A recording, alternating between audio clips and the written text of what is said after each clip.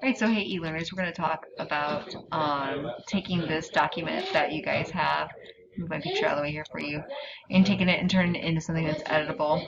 So right now it's in Google Slides, and what you're going to do is you're going to go ahead and go over here, you take a text box, and you read through, and wherever there's blank you can place a text box there. So all blank has heat, so I'm just going to be nice and give you guys an answer there. Notice I just hit the text box, I'm going to make it a little bit bigger. Alright, double click in it.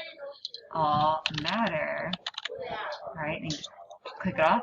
All matter has heat, and then heat is a form of, so you just go back over, click your text box, put it in where the blank is, right, all matter, and then what's the question there? Heat is a form of, you go through your word bank, a form of energy, okay? Click off, your text box is gone. Form energy caused by particles in an object that, let's see, we need to figure out that, temperature, wave, whatever you want to put in there. Okay? Alright, on this part, all you're going to do is the same thing. You're going to go ahead and click text box. It says identify the method of heat transfer that takes place in each illustration. Write the method of heat transfer underneath the picture. So you just put your text box underneath there. And you just type in whatever method of heat transfer you think it is, whether it's radiation.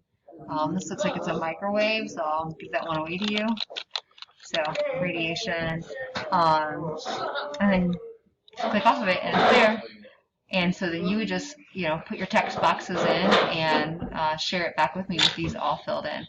Okay, on this next one it says, in the boxes below, draw an example of each type of heat transfer. Explain how heat is being transferred in your example. So how do you draw on this document? So let's see what our options are here. So one of the things you totally could do is go onto the internet and find a picture of conduction and insert it there. That's something that would be really, really easy. And I want to see if they give you the, yeah, they do give you the scribble option. So you can go ahead and draw yourself, so you click on it again because you want to scribble some more. So you might be drawing like a pot. Click it again, and then draw some more. Here's your burner. So a pot on a burner would be an example of conduction.